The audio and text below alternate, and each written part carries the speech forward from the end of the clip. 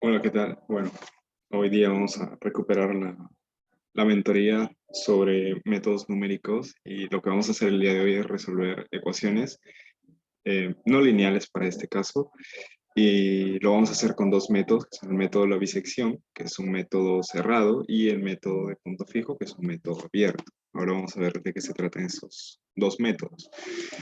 Bueno, mi recomendación es las de siempre, ¿no? Organizarse, revisar bibliografía, practicar los ejercicios y el juicio crítico, ¿no? Eh, bueno, ya había mencionado lo que íbamos a ver el día de hoy: localización de raíces, teorema de bisección y teorema de punto fijo. Bueno, les había comentado que tenemos dos tipos de métodos. Uno son los abiertos, que son los que mayormente hemos visto, son los que requieren de un punto semilla. Ahí tenemos método de la potencia, método de Jacobi, Gauss-Seidel. Y los cerrados son los que necesitan de un intervalo. Es decir, si nosotros queremos encontrar la aproximación, necesitamos de un intervalo, que es el caso del método de la bisección que vamos a ver el día de hoy. Bien, vamos a ver ahora en qué consiste estos métodos. Lo primero, hay que recordar algunas cosas sobre ecuaciones. Y bueno, fijemos. Bien. A ver, hay que recordar algunas cosas sobre ecuaciones. Por ejemplo, si nosotros tenemos una ecuación, voy a colocar, por ejemplo, 3x al cuadrado menos 2, ¿no? Igual a 0, ¿no? Esta es una ecuación, como verán, es una ecuación. Nosotros podemos representarla en el plano, esta ecuación, ¿no? Como si fuese una función. Nosotros podemos representarla y tendríamos algo más o menos así, espero coincidan conmigo. Sería algo más o menos así, así. Debería ser algo así, ¿no? Una función cuadrática, ¿no? Que tendría sus raíces aquí y aquí. En este caso tendría dos raíces. A ver, ¿qué es lo que pasa con este tipo de funciones? Algunas de ellas son fáciles de encontrar, es decir, podemos encontrar las raíces con facilidad. Pero hay otros casos en los que no. Vamos a tener algunos tipos de ecuaciones en los que va a ser un poco más complejo encontrar sus raíces. Pero esto nos va a servir como punto de partida. Cuando nosotros queremos encontrar raíces, tenemos que tener un punto base o un intervalo base. Por ejemplo, podemos encontrar esta raíz que está aquí o podemos encontrar esta raíz que está acá. Los métodos que vamos a ver el día de hoy no encuentran todas las raíces. Me refiero a que no encuentran todas porque el hecho de que sean aproximaciones nos vamos a acercar solamente a una de ellas, ¿okay? Solamente nos vamos a acercar a una de ellas. Y para ello nosotros tenemos que localizar las raíces, porque, por ejemplo, no podemos aventurarnos a buscar en todo digamos, en toda la gráfica. No podemos tener un área que no esté definida, ser una región que no esté definida. Y para ello nosotros vamos a localizar las raíces. ¿Ok? Localizar las raíces. Ya hemos visto que las raíces son básicamente los puntos de corte en el eje X. Son básicamente los puntos de corte en el eje X. Entonces, a este valor nosotros le vamos a poner X'. Vamos a ponerle X', ¿ok? Entonces, eso quiere decir que si esta es mi función, f de X, entonces cuando yo reemplace f de X, X', ese valor debería darme 0. ¿Ok? Ese es como nosotros representamos nuestras raíces, ¿no? Es una raíz tal que al reemplazar en mi función f de X, el valor, el punto de llegada debería ser 0. A ver, ahora nosotros vamos a localizar raíces por un teorema que es el teorema de Bolzano. ¿Okay?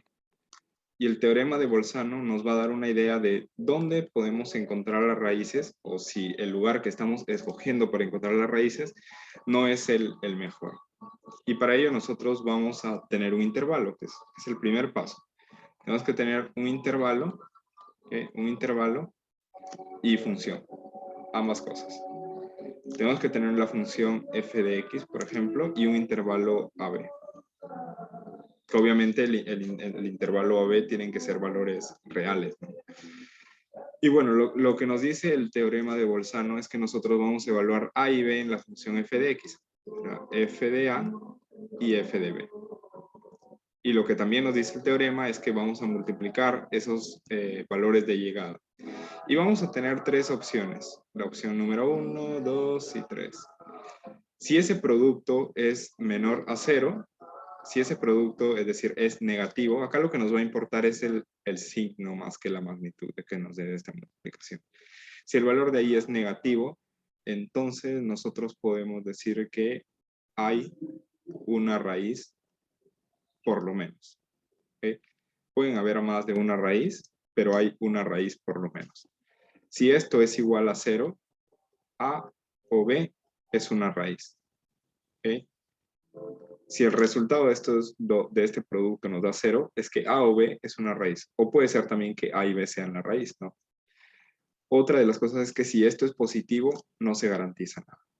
Ojo con esto porque ahorita vamos a ver por qué no podemos decir que no hay una raíz. Es decir, si este resultado nos da 0, no es que no haya una raíz. Puede ser que sí haya, pero van a haber algunos casos en los que no.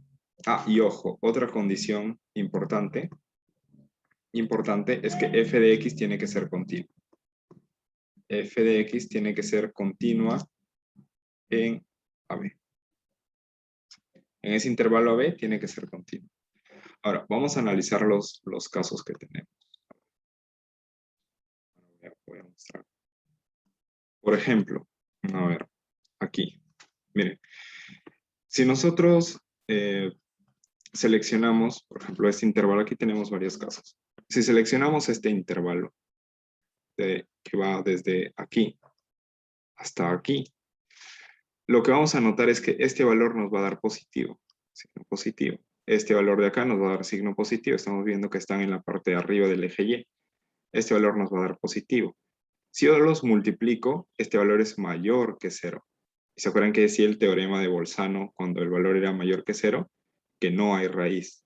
Bueno, no que no hay raíz, sino que no se garantiza que haya raíz. Y para este caso, no hay raíz. ¿Ven? Si se pueden fijar, esta parte nunca corta el eje X.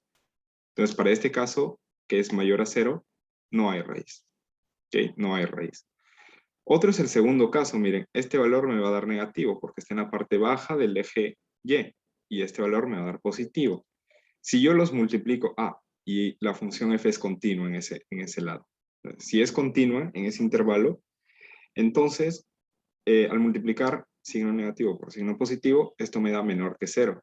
Entonces, si es menor que 0 y es continua, hay una raíz. Y aquí podemos ver que hay una raíz que está aquí. ¿Vieron?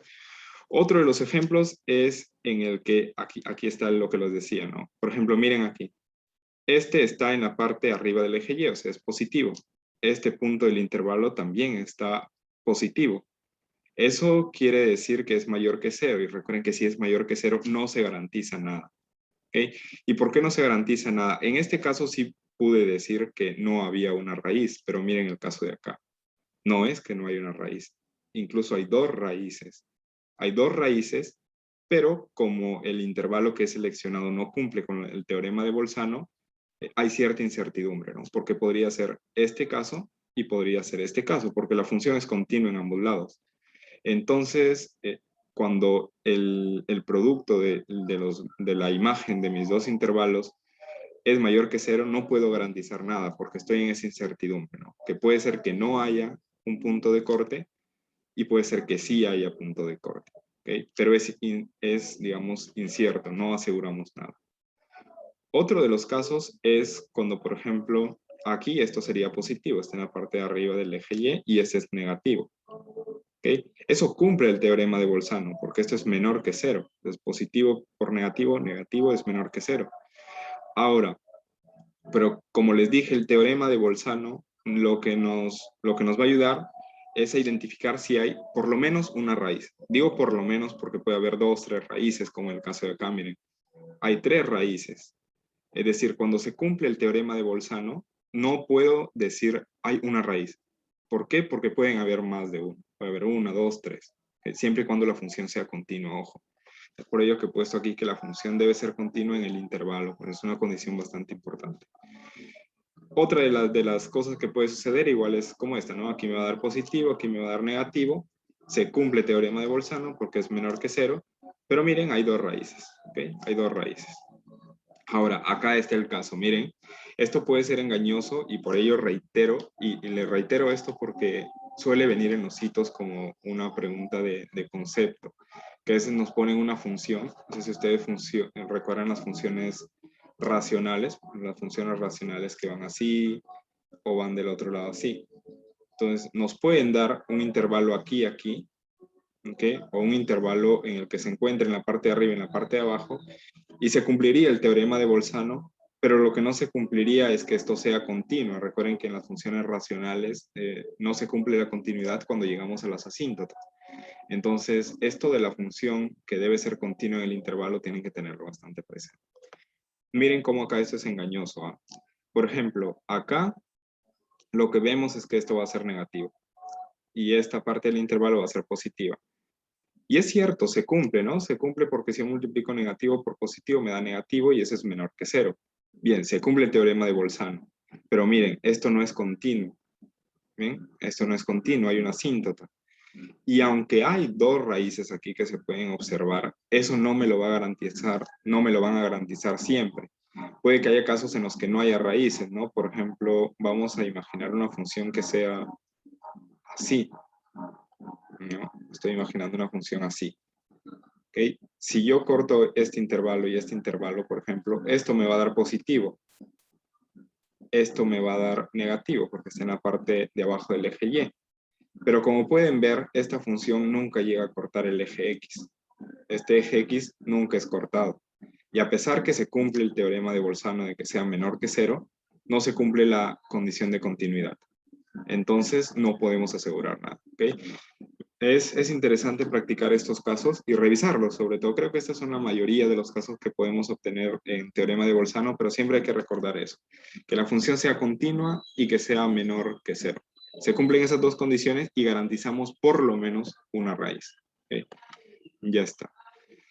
Ahora pasamos con los dos métodos, que son el teorema de la bisección y el teorema del punto fijo. Ok. Bien. Para el teorema de la bisección es bastante sencillo. Acá. Teorema de bisección.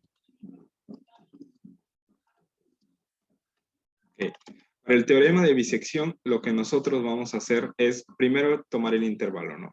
Tenemos el intervalo AB y vamos a verificar que se cumple el teorema de Bolzano. Si se cumple el teorema de Bolzano, entonces procedemos a iterar. ¿Y cómo se realiza la iteración? Bien, vamos a realizar una iteración inicial, o sea, que va a ser nuestro primer acercamiento. Nuestro primer acercamiento es una iteración cero, ¿ok? Es una iteración cero porque, recuerden, esto de las iteraciones, cuando utilizamos, tenemos que definir bien qué es lo que vamos a utilizar. Esto se llama bisección. Bisección bi ya le hace referencia a que es 2, ¿no? Se trata de 2. Y justo se llama bisección porque lo que vamos a hacer son particiones a la mitad. Vamos a hacer particiones a la mitad a nuestro intervalo. Nuestra primera iteración, es decir, x0, que va a ser el primer acercamiento que vamos a tener a nuestra raíz siempre y cuando se cumple el teorema de Bolzano, va a ser la suma de a0 más b0 igual a 2. ¿Ok?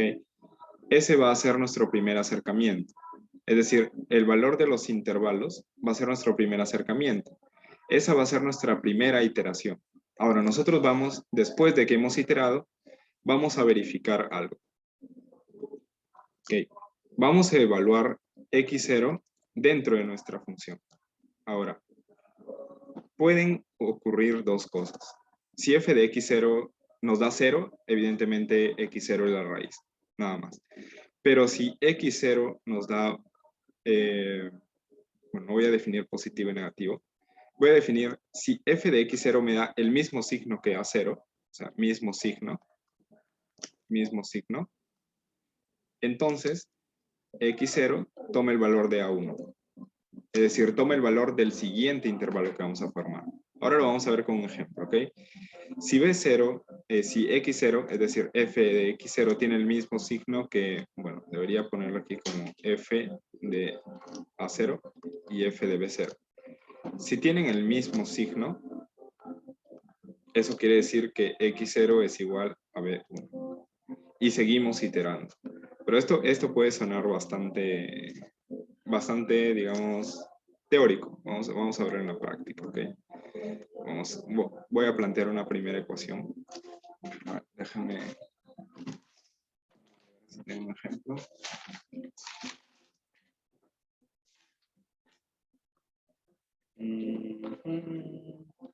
Ya, aquí tengo un ejemplo. A ver, mi ejemplo es el siguiente. Tengo la siguiente ecuación, ojo.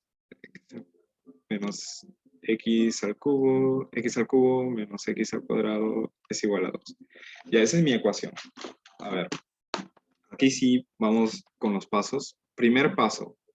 Mi primer paso es despejar. ¿Ok? Tengo que despejar esa ecuación e igualarla a 0.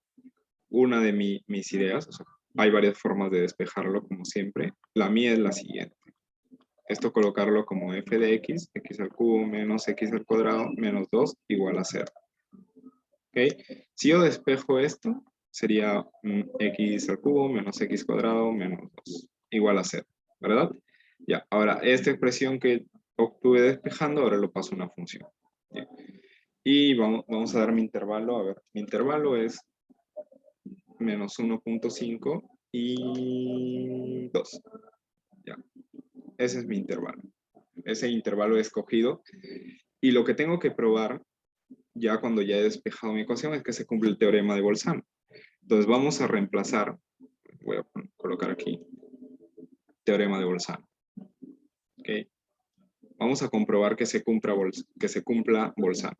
Entonces, f de menos 1.5. Eso quiere decir que voy a reemplazar menos 1.5 en mi función. Menos 1.5 al cubo menos 1.5 al cuadrado menos 2. Este valor a mí me dio menos 3.625. ¿Ya? Pueden igual corroborarlo. Ahora, f de 2 lo tenemos que reemplazar acá. 2 al cubo menos 2 al cuadrado menos 2. Ese valor a mí me dio 6. ¿Ok? Me dio 6. Entonces, verificamos.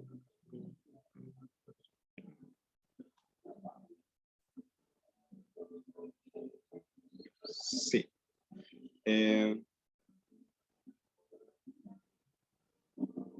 Sí, ya. Está todo bien, entonces.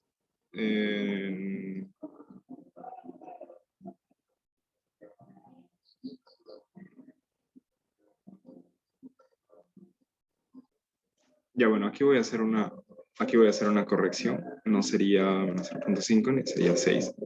Lo había calculado mal. Aquí lo voy a verificar. Sería menos 7.625 y aquí sería 2. Ya. Bien. Bueno, había tomado otro ejercicio, pero bueno, vamos a hacer. Sería de multiplicar esos resultados, ¿no? Sería el f de menos 1.5 por el f de 2. No nos interesa la magnitud, es decir, este valor no nos interesa en verdad para nada. Lo que nos interesa son los signos. Miren, signo del menos 1.5 es negativo. El signo del 2 es positivo. Entonces, menos por más, eso nos va a dar menos. Entonces, menos, eso quiere decir que es menor que 0. Se cumple. Ahora, la siguiente condición es verificar que sea continua o no. Y bueno, nosotros vemos que las funciones polinómicas, es decir, cuadrados, las funciones lineales, cúbicas, cuartas, quintas, todos los polinomios son continuos. Entonces, f es continuo. ¿Ok? Ya, ojo con eso. Ahora, ya verificamos que se cumple el teorema de Bolzano, ya verificamos que f es continua, entonces ya procedemos a iterar. ¿Ok? Procedemos a iterar. Tengo que hacer una primera iteración, recuerden, una iteración 0. ¿Okay? Nuestra iteración 0 va a consistir en obtener el punto medio de mi intervalo, es decir, mi x0 debería ser, ¿cuánto era nuestro intervalo? Menos 1.5, menos 1.5, más 2. O sea, vamos a sacar el promedio de esos dos valores. ¿Okay? Si sacamos el promedio de esos dos valores, eso nos va a dar 0.25. ¿Okay? 0.25. Este 0.25 es nuestro primer acercamiento a la raíz. ¿Okay? Es nuestro primer acercamiento a la raíz. Ahora tenemos que hacer la verificación. Vamos a ver cuánto nos da f de 0.25. Para ello tenemos que reemplazar 0.25 al cubo menos 0.25 al cuadrado menos 2. Ok, voy a ver cuánto da eso, y eso da menos 2.046. Ok, aquí viene esta parte que puede resultar un poco más engorrosa de analizar. Verificamos simplemente el signo. Okay, verificamos el signo. Es negativo. Que el signo es negativo, entonces yo voy a verificar mi FA inicial y mi FB inicial, es decir, los intervalos. Veo que el menos 1.5 tiene signo negativo y veo que el 2 es el que tiene el signo positivo. Entonces, ¿recuerdan cuál era la condición? Que el valor lo va a tomar el que tenga igual signo. Si mi x0 es negativo, entonces va a tomar el valor del menos 1.5 porque es negativo. Entonces, mi nuevo intervalo ya no va a ser menos 1.52, sino va a ser, pasa esto, sería 0.25, 2. ¿Por qué? Porque el 0.25 ha tomado el valor de menos 1.5. Ahora, vamos a calcular la siguiente iteración. La iteración 1. Para la iteración 1, ahora sí ya este sería el segundo acercamiento que tendríamos. Sería x1, sería igual. Ahora nuestro nuevo intervalo es este. Tenemos que sacar el promedio de ese nuevo intervalo. 0.25 más 2 entre 2. Vamos a ver cuánto es eso. Ya, eso sería 1.125. Ahora, siguiente paso es evaluar ese f de 1.125. 125. Ya, lo evaluamos y ese resultado, 1.125, me da a mí menos 1.841. No nos importa el valor, nos importa el signo, acuérdense, el signo. El signo es negativo. Ahora repaso nuevamente mi intervalo. Mi intervalo de 0.25, mi límite de 0.25 está asociado a un signo negativo. Y el 2 está asociado al signo positivo, acuérdense. Miren, el 2 nos da un signo positivo. Entonces, recordemos lo que nos dice el teorema de la bisección. Este valor va a tomar el que tenga igual signo. Si 0.25 está asociado al signo negativo y el signo que nos dio es negativo, entonces el nuevo intervalo va a pasar a ser el siguiente. De 0.25 a 2, vamos a pasar a 1.125 a 2. ¿Por qué? Porque 1.125 reemplazado en f tiene signo negativo, que es el mismo signo que tiene f reemplazado en 0.25, entonces toma su valor. ¿Okay? Y este 1.125 sería nuestro segundo acercamiento a la función. Vamos a realizar otra iteración. ¿Okay? Ya con esta paramos. La segunda iteración, vamos a seguir calculando el promedio, que sería x2, sería 1.125 más 2 entre 2. Ahí está. Y bueno, calculamos cuánto nos daría ese promedio, que sería 1.125 más 2 entre 2, que sería 1.5625. Ahí está. 1.5625. Y ya, nosotros tenemos que, este sería nuestro tercer acercamiento a la raíz de la función.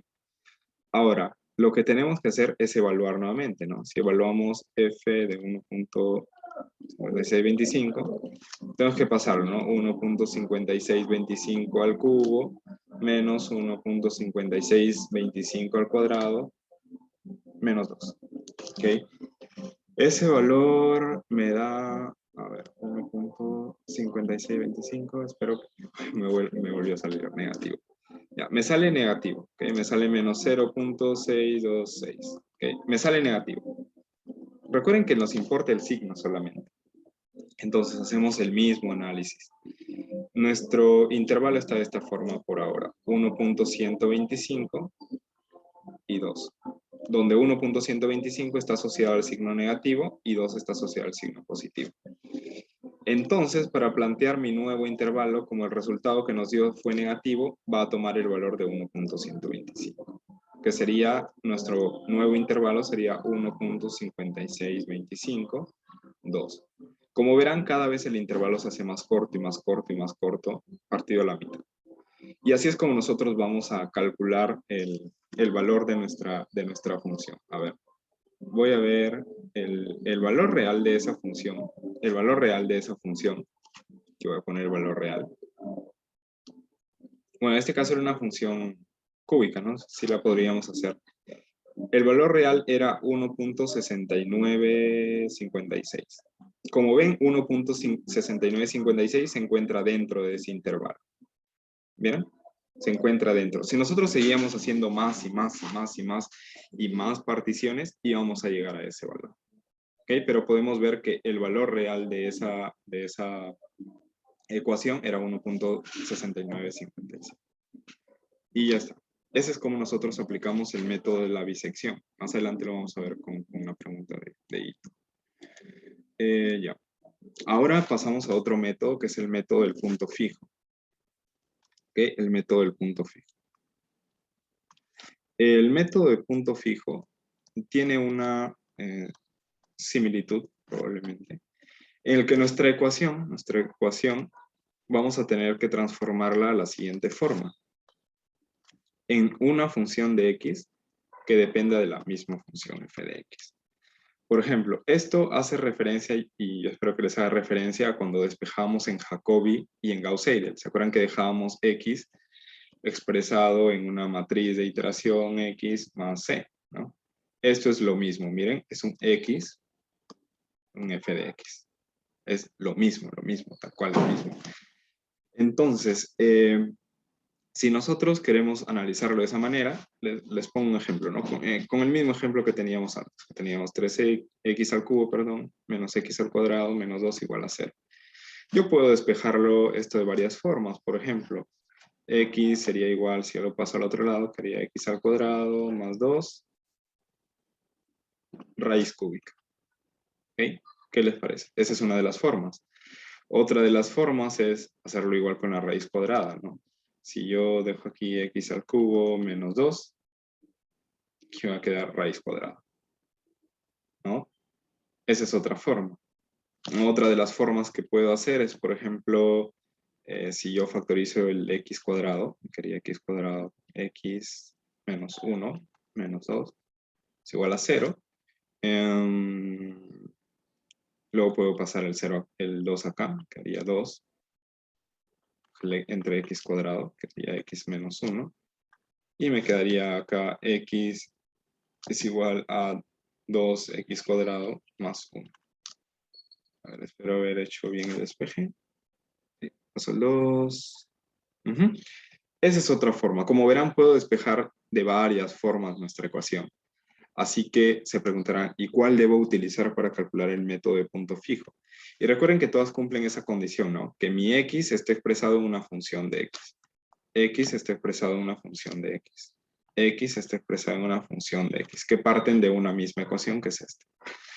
Ahora, no todas esas condiciones cumplen. Recuerden que cuando trabajamos con métodos numéricos tenemos dos opciones. Una, que el método numérico nos lleve al resultado, es decir, que converja, y otra es que diverge, es decir, en lugar de acercarse al resultado, se aleja.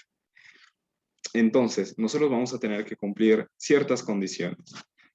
Y aquí viene el teorema, ¿no? Porque una cosa es el método y otra cosa es el teorema. Si nosotros queremos calcular el método fijo, se tiene que cumplir el teorema del método fijo. Y el teorema del método fijo lo que nos dice es que nosotros tenemos expresado un x a función de g de x.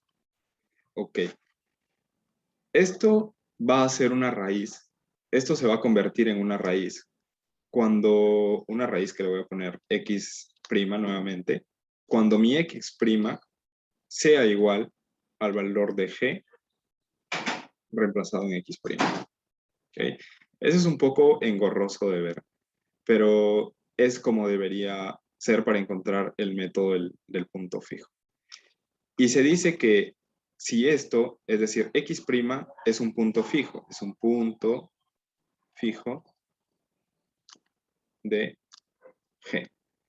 Cuando x', es decir, x' que está aquí, se cumple esta condición, tiene que cumplirse esa condición, ¿ok? Que x' sea igual a la función g reemplazada en x'. Entonces, cuando se cumple esa condición, se dice que x' es punto fijo de g. Y si x' es punto fijo de g, perdón, x' es una raíz. ¿Ok? Si se cumple que x' es punto fijo de g, x es una raíz. ¿Ok? Es una raíz de la ecuación inicial. Ahora, como les decía, se tienen que cumplir ciertas condiciones que vamos a ver ahora. Se tienen que cumplir ciertas condiciones. La primera condición es que nos van a dar un intervalo. ¿Por qué nos van a dar un intervalo? Pero se preguntarán si ese es un método abierto y habíamos quedado en que los métodos abiertos solo utilizaban un punto, ¿no? ¿Por qué me van a dar un intervalo? Es que lo que pasa es que lo que vamos a corroborar ahora es el teorema, no el método. ¿Okay? Hay una diferencia. El método es un método abierto, perdón. El método es un método abierto y los métodos abiertos no requieren de un intervalo, pero el teorema que vamos a comprobar ahora sí. ¿Por qué necesito de un intervalo? Porque tengo que garantizar que ese g de x que he formado anteriormente, esta g de x que está acá, tiene que ser dos cosas. Continua en ese intervalo, continua en AB, y otra cosa que sea derivable. ¿Okay? Derivable en A y B abierto, ¿no? Eso es por la cuestión de las derivadas, ¿no? Propiedades de las derivadas. Entonces tiene que ser continuo y derivable en esos dos intervalos, pero eso no es la única condición. También la condición que debe cumplirse es que la imagen de g de x, o sea, todos los resultados de g de x, debería estar contenido entre A y B para todo x que pertenece al intervalo A y B. ¿Okay? Tiene que cumplirse esa condición. Y otra de las condiciones que debe cumplirse es que el g de x, es decir, la derivada del g de x, debería ser menor a 1. A este. Deben cumplirse esas dos condiciones que así vistas dan un poco de miedo, lo confieso. No, a mí me da un poco de miedo cómo se veía. Pero lo vamos a comprobar. ¿Okay? Y lo vamos a corroborar con un ejercicio de hito, ¿no? Que era lo que me pedía. Bueno, aquí lo que se puede ver son los métodos de punto fijo y bisección en una diferencia, ¿no? Por ejemplo, miren aquí el método de bisección, que lo que hace es trazar intervalos, los va partiendo a la mitad, a la mitad, a la mitad. Lo que hace el método de punto fijo es acercarse, ¿ok? Se acerca y en algunos casos puede diverger, puede converger, pero si se acerca, digamos, al punto fijo, es decir, la raíz, digamos que se acerca. Y hay métodos que se acercan más rápido que otros. ¿Okay? Hay métodos que se acercan más rápido que otros, como se puede ver aquí. Eso depende del punto de semilla y del intervalo, ¿no? Si nos dan un intervalo enorme, entonces, una, que tenemos mayor probabilidad de encontrar ahí el punto fijo, pero también vamos a demorarnos en acercarnos al punto fijo. Si nos dan un intervalo más pequeño, tendremos mayores posibilidades. Ahora, ya, vamos a revisar este ejercicio que es bastante bueno, ¿no? Déjenme copiarlo. Ay, un momento. Ya. Voy a copiar este ejercicio. Ese ejercicio valía 2 puntos, así que no debía quitarnos mucho tiempo, pero recuerdo que en el hito que me tocó sí me tomó bastante tiempo. Y era porque esto es bastante práctica. ¿Okay? Es bastante práctica y además que el procedimiento es un poco larguito. Me dicen, el método del punto fijo es este. Ya nos están dando el punto fijo. ¿Okay? Ya nos están dando el punto fijo.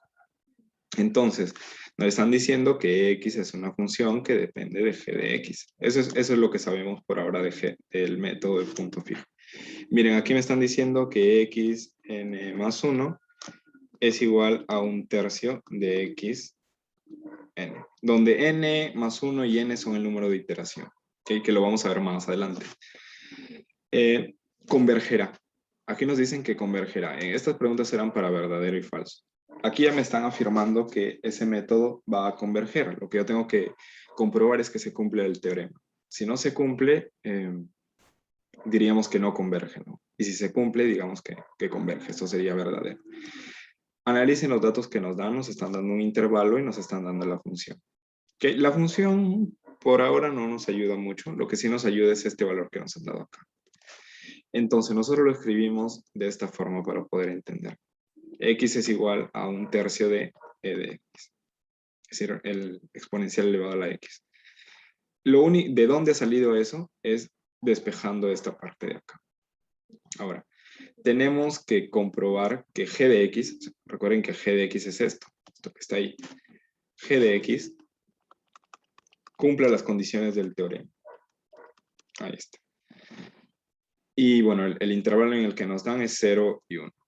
A ver, mi consejo, las funciones exponenciales son siempre continuas, ¿ok? Son continuas siempre, porque no tienen una restricción. Al menos como las vemos así, e elevado a la x son siempre continuas y son siempre derivables.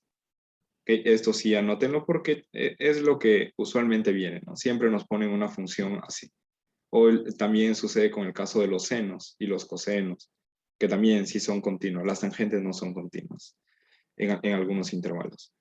Pero lo que son exponenciales a la x, e incluso que no sea un exponencial, puede ser 2 a la x, 3 a la x, esos siempre son continuos. ¿Okay? Esto sí, anótenlo como dato importante. Ahora, ya sé que son continuas y derivables. Bien, he cumplido una de las primeras condiciones. Ahora ya vienen las condiciones un poco más engorrosas. La primera condición es que este valor, este g de x, esta función, debe contenerse entre 0 y 1. ¿Ok? Para todo mi intervalo. Es decir, que g de x tiene que estar contenido entre 0 y 1. Ahí. Mi g de x tiene que estar entre 0 y 1. Ahí está. Entonces, bueno, esto podemos realizarlo de varias formas. Una es verificar que esta función, si la vemos así, evidentemente es creciente, ¿no? Si la vemos así, es creciente. Incluso podemos derivarla. Si la derivamos, vamos a darnos cuenta que para cualquier valor, si yo reemplazo aquí un signo negativo, un signo positivo, eso siempre me va a dar positivo. ¿Ok? Si nosotros derivamos esta función, se dan cuenta que es la misma función, que sería un tercio de elevado a la x. La misma función. ¿Okay? Y eso es lo que sucede, ¿no? Si este valor de de la derivada de g de x nunca me va a dar un número negativo. Nunca.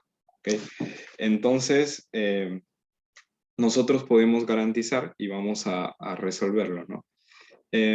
¿Para qué valor? Si yo reemplazo g de 0, tiene que estar, vamos a reemplazar g de 0. G de 0 sería un tercio de e elevado a la 0, que eso sería un tercio. Y g de 1 sería igual a un tercio de elevado a la 1. Okay. Esto sería, a ver, déjame comprobarlo. Esto sería 0.9. Okay. Bueno, esto sería 0.3333. Y esto sería 0.906. Como ven, esta función en g de 0 es 0.333 y en 1 es 0.906. Aquí necesito que recuerden bastante de matemática 1, porque ¿qué es lo que nos dice una función que es creciente como esta? Ya había explicado que por la derivada esto siempre es positivo, por lo tanto es creciente. ¿Qué es lo que nos dice una función creciente? Que su máximo y su mínimo se va a encontrar en los límites de los intervalos. Esto se va a ver más o menos así. Esto es más o menos así, así, así, así, así. así. Okay, entonces podemos seguirlo ahí. Es decir, es siempre creciente. Y cuando yo me ubique en 0 y 1, o sea, 0 va a estar más o menos por aquí, 1 va a estar más o menos por aquí, 0 y 1, este valor me va a dar 0.906 y este valor me va a dar 0.3333. Es siempre creciente. Entonces, eso quiere decir que este es su máximo y este es su mínimo. Entonces, Verificamos si 0.333 y 0.906 se encuentran dentro de este intervalo 0 y 1.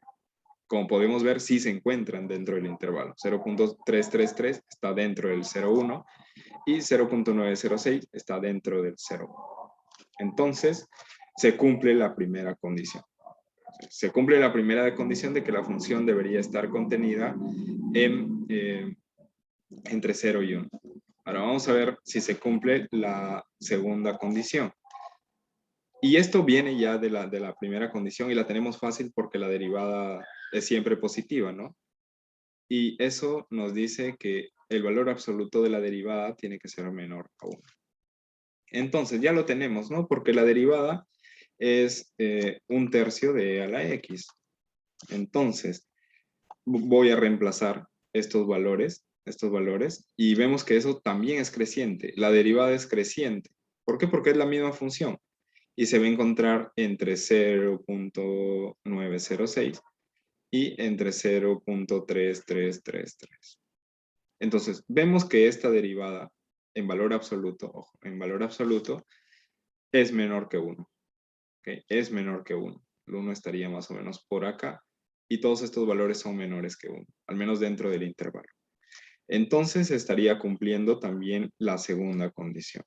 Entonces, si se cumple la condición de que los valores se encuentran contenidos dentro de la función y la segunda condición de que el valor absoluto de la derivada es menor a 1 para todos los valores, entonces, dentro del intervalo, obviamente, esto se cumple también.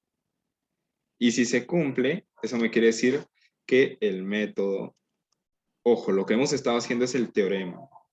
No hay que confundir el teorema y el método.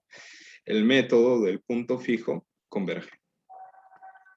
El método de punto fijo converge.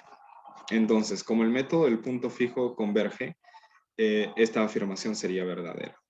Y ahora vamos a ver qué hace el método del punto fijo. Ya vimos que la bisección lo que hacía era dividir intervalos entre 2. Ahora, lo que hace el método de punto fijo es tomar un punto inicial. Ojo, aquí si vemos el método en sí es abierto. Y es abierto porque solo toma un punto semilla. No necesita de un intervalo. Lo que sí necesita de un intervalo es el teorema, es decir, cómo nosotros comprobamos el método. ¿Okay? Hay que tener bastante cuidado con esto. El método del punto fijo necesita digamos, un punto semilla, un x0 que yo le voy a poner 0.5, se me ocurre. ¿Okay? 0.5.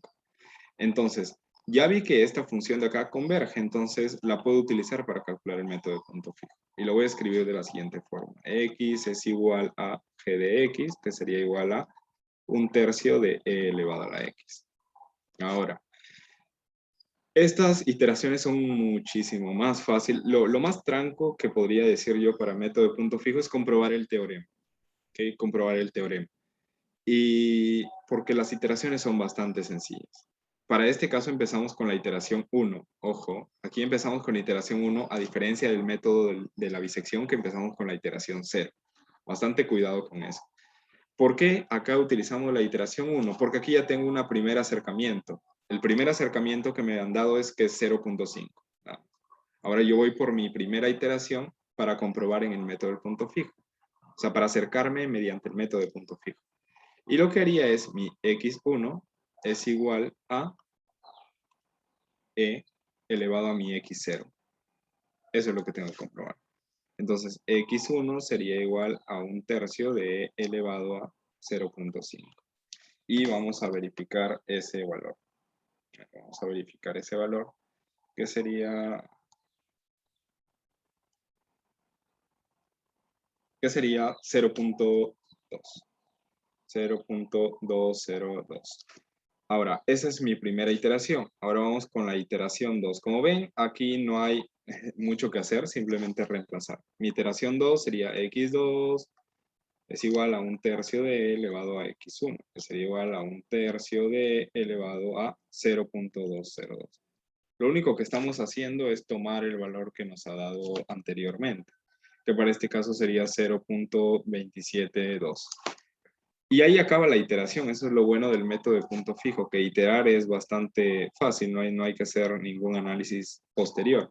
Ahora la tercera iteración sería x3 sería igual a 1/3 de e elevado a x2. Y esto sería 1/3 de e elevado a 0.272. Y ya solamente reemplazamos y eso quedaría 0.25. 0.254. Okay.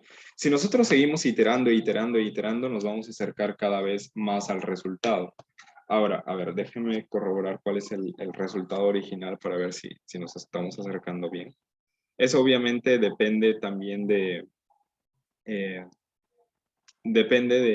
punto semilla que tomemos, que es algo que ya había mencionado antes, que el punto semilla, si es, por ejemplo, si yo hubiese escogido un punto semilla de 1000, ese resultado pues se va a alejar mucho de mis resultados, ¿ok?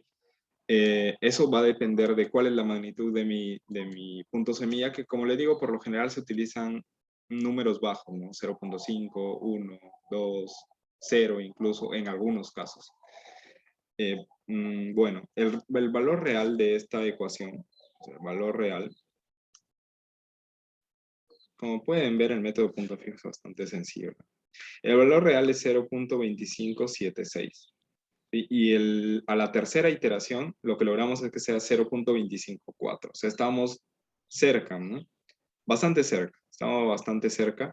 Y si seguíamos iterando, iterando, iterando, nos íbamos a dar cuenta que nos íbamos a aproximar este valor porque el método converge. Ya. Eso sería todo con respecto al punto fijo. Ese es un ejercicio que, a ver, me interesaba esta parte de acá. Sí, esta parte de acá.